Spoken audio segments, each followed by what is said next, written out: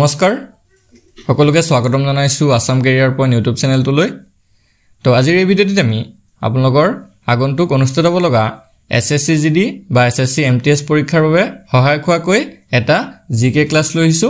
তো ইয়াতে আমি মোস্ট ইম্পৰ্টেন্ট কেইটামান কোৱেশ্চন চাম আৰু আজিৰ পৰা আপোনালোকৰ এছএছসি এক্সামৰ বাবে প্ৰিপাৰেচন বিলাক চলাই থাকিম সো আপোনালোকে চেনেলটো যদি সাবস্ক্ৰাইব কৰা নাই সাবস্ক্ৰাইব কৰি ল'ব আৰু যদি আপোনালোকৰ এছএছসি এক্সামৰ কাৰণে ইম্পৰ্টেন্ট পিডিএফ কিছুমান লাগে যদি আপোনালোকে ভাবে যে ভালদৰে প্ৰিপাৰেচন কৰিম তেতিয়া হলে আমাক এই নম্বৰটোত WhatsAppত মেছেজ কৰিব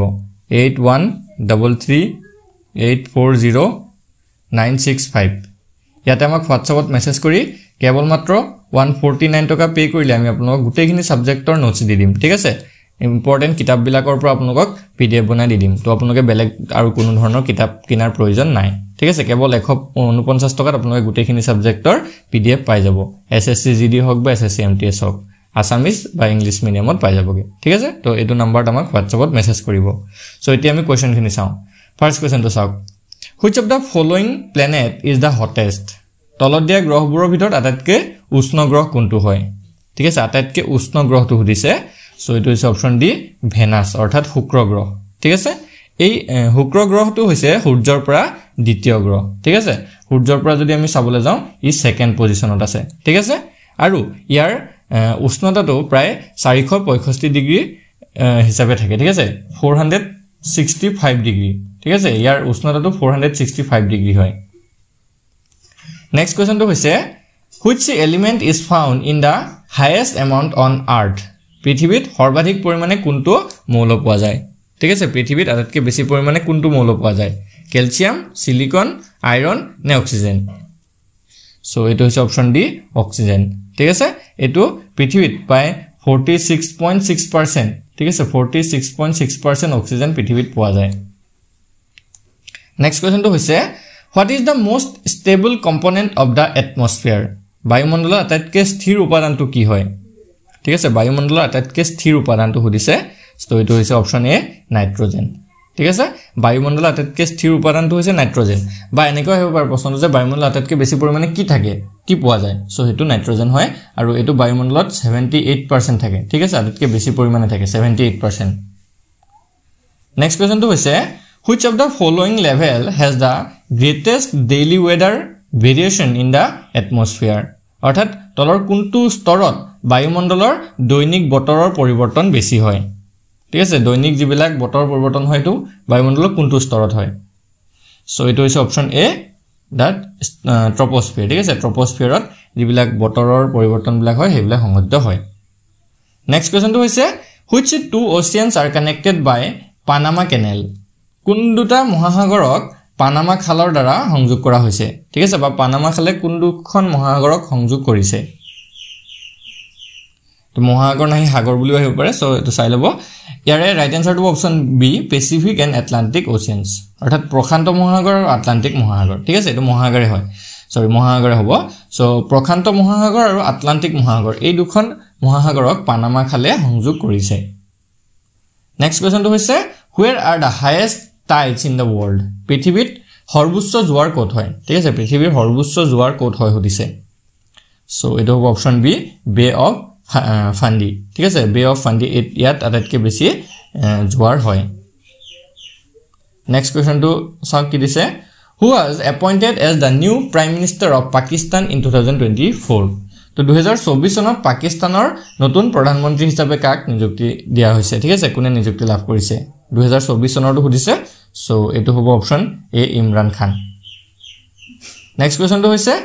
which Indian athlete won a gold medal in the javelin throw at the Paris Olympic 2024 2024 চনৰ যেটো পেৰিছ অলিম্পিক হৈছিল তাত কোনজন ভাৰতীয় খেলুৱৈয়ে জেভলিন নিক্ষেপণ বা জেভলিন থ্ৰোত স্বৰ্ণ পদক লাভ কৰিছিল গোল্ড মেডেল পাইছিল সো তেও কোন আছিল তেও আছিল অপচন এ নীৰজ চোপ্ৰা আমি সকলোৱে তেওঁৰ বিষয়ে শুনিছিল সো তেও ৰূপৰ পদকও লাভ কৰিছিল আৰু স্বৰ্ণ পদকও লাভ কৰিছিল নেক্সট কোৱেশ্চনটো হৈছে which state became the first to introduce the right to health bill in 2024 2024 চনত কোনখন ৰাজ্যই প্ৰথমে স্বাস্থ্যৰ অধিকাৰ বিধেয়ক উত্থাপন কৰিছিল সো কোনখন ৰাজ্য আছিল হেখন তো হেখন ৰাজ্য আছিল অপচন এ ৰাজস্থান নেক্সট কোৱেশ্চনটো হৈছে which river is known as Ganga of the South কোনখন নদীক দক্ষিণৰ গংগা বুলি জনা যায় সো এখন হৈছে অপচন এ গোদাবৰী ঠিক আছে এই গোদাবৰী নদীখনক বৃদ্ধ গংগা নামেৰেও জনা যায় ঠিক আছে গংগা অফ দা সাউথ বুলিও জনা যায় আৰু বৃদ্ধ গংগা নামেৰেও জনা যায় আৰু এই গোদাবৰী নদীখন প্ৰায় 1465 কিলোমিটাৰ হয় 1465 কিলোমিটাৰ দৈৰ্ঘ্যৰ হয় ঠিক আছে next question what is the capital of Australia অষ্ট্ৰেলিয়াৰ ৰাজধানী কি হয় ঠিক আছে অষ্ট্ৰেলিয়াৰ ৰাজধানীৰ নাম কি হয় সো এটা হৈছে অপচন সি কেনবেৰা ঠিক আছে আৰু অষ্ট্ৰেলিয়াৰ যেটো মুদ্ৰা বা কাৰেন্সি এটা হৈছে অষ্ট্ৰেলিয়ান ডলাৰ নেক্সট কোৱেশ্চনটো হৈছে who is known as the father of the Indian constitution ভাৰতীয় সংবিধানৰ পিতৃ বুলি কাক জনা যায় ঠিক আছে ভাৰতীয় সংবিধানৰ পিতৃ বুলি কোনজন ব্যক্তিক জনা যায় সো তে হৈছে option C B R Ambedkar next কোৱেশ্চনটো হৈছে the Jallianwala Bagh massacre took place in which city Jallianwala Bagh হত্যাকাণ্ড কোনখন চহৰত সংঘটিত হৈছিল জালিৱানাৱালা বাগ হত্যাকাণ্ডটো কোনখন চহৰত সংঘটিত হৈছিল তলৰ কোনখন চহৰত হৈছিল দিল্লী অমৃতসৰত লাহোৰত নে কলকাতাত সো এটো হৈছে অপচন বি অমৃতসৰ পঞ্জাবৰ অমৃতসৰত 1919 ত সংঘটিত হৈছিল ঠিক আছে 1919 চনত 1919 চনৰ 13 এপ্ৰিল তাৰিখটো ইম্পৰ্টেন্ট হয় মনত ৰাখি থলে ভাল তো 1919 চনৰ 13 এপ্ৰিলত এই জালিৱানাৱালা বাগ সংঘটিত হৈছিল নেক্সট কোৱেশ্চনটো হৈছে the Taj Mahal is located on the banks of which river Taj Mahal কোনখন নদীৰ পাৰত অৱস্থিত সো এটো হৈছে অপচন এ যমুনা অৰ্থাৎ যমুনা নদীৰ পাৰত অৱস্থিত আৰু এই Taj Mahal নিৰ্মাণ কৰোৱাইছিল শাহজাহানে ঠিক আছে মোগল সম্ৰাট শাহজাহানে Taj Mahal নিৰ্মাণ কৰোৱাইছিল নেক্সট কোৱেশ্চনটো হৈছে what is the chemical symbol for gold সোণৰ ৰাসায়নিক চিহ্নটো কি হয় ঠিক আছে গোল্ডৰ ৰাসায়নিক চিম্বলটো কি হয় সো এটো জানিব লাগে সকলোৱে This is option B AU ঠিক আছে AU it হৈছে সোণৰ ৰাসায়নিক symbol next question to হৈছে which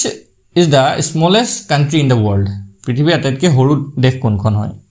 আটাইতকৈ সৰু দেশখন হৈছে option B Vatican City next question to হৈছে who wrote the play Hamlet Hamlet নাটক কোনে লিখিছিল ঠিক আছে Hamlet নাটক কোনে লিখিছিল so it is option B William Shakespeare Hamlet নামৰ যিখন নাটক এখন লিখিছিল নেক্সট কোৱেশ্চনটো হৈছে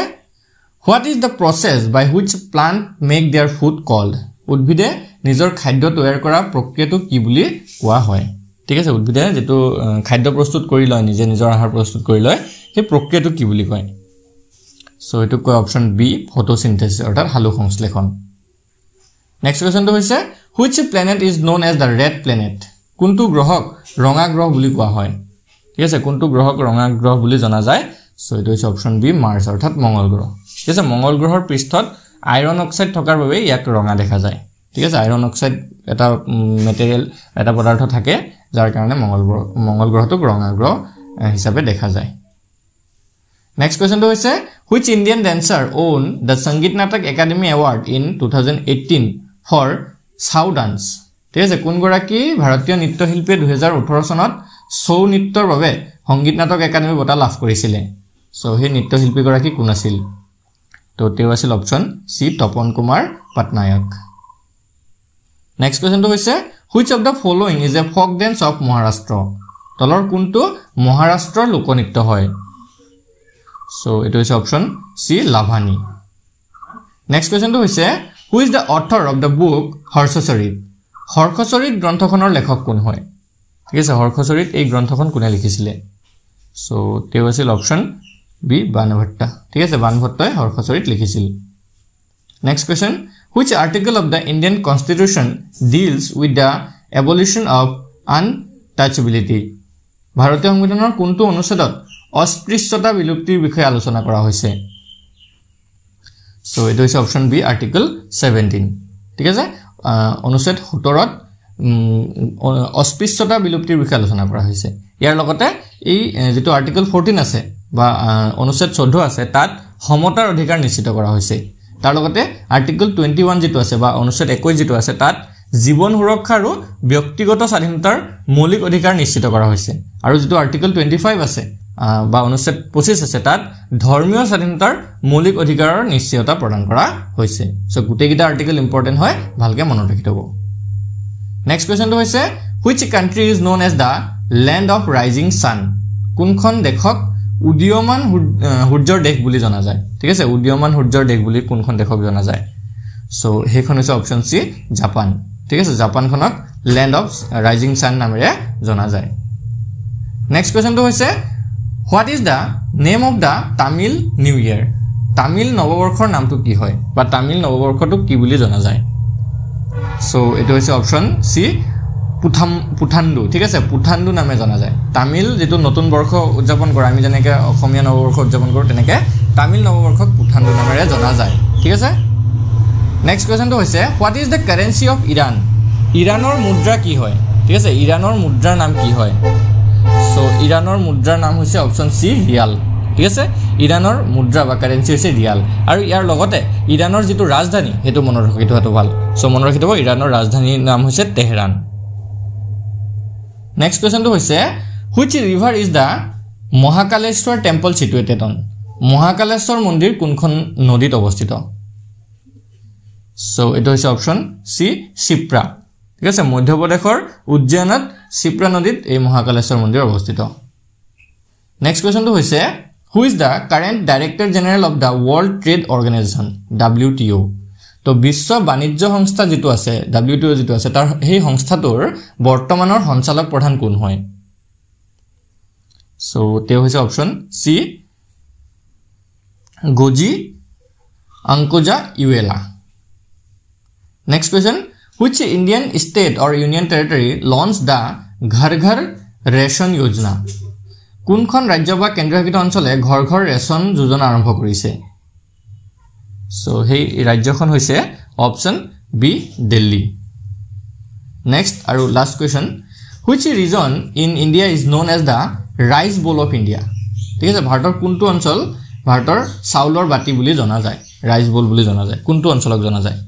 সো ইয়াৰে অপচন কিটা ভিতৰতে অপচন এ টো হ'ব correct answer Krishna Godavari delta region ঠিক আছে কৃষ্ণ গোদাবৰী বদ্বীপ অঞ্চলটোক ৰাইস bowl of India নামেৰে জনা যায় সো আজি ভিডিওৰ কোৱেশ্চন কিটা যদি ভাল লাগিলে ভিডিওটো এটা লাইক কৰি দিব আৰু যদি আপোনালোকে এসএসসি জিডি বা এসএসসি এক্সামৰ এসএসসি এমটিএস এক্সামৰ কাৰণে প্ৰিপাৰেচন চলাই আছে তেতিয়া হলে আমাক এই নম্বৰটোত WhatsAppত মেছেজ কৰি ইম্পৰ্টেন্ট পিডিএফ বিলাক লৈ লব নম্বৰটো হৈছে এটো 8133840965 ইয়াতে আমাক WhatsAppত মেছেজ কৰি এসএসসি নোটছ বিলাক লাগে বুলি মেছেজ কৰিব ঠিক আছে আমি আপোনালোকক ৰিপ্লাই দিম সো কেৱল 149 টকাত আপোনালোক গোটেইখিনি সাবজেক্টৰ পিডিএফ খিনি দি দিম সো এক্সট্ৰা কিতাপ আপোনালোকৰ কিনিবলৈ দৰকাৰ নাই আৰু আজি ভিডিওটো চোৱাৰ কাৰণে সকলোকে ধন্যবাদ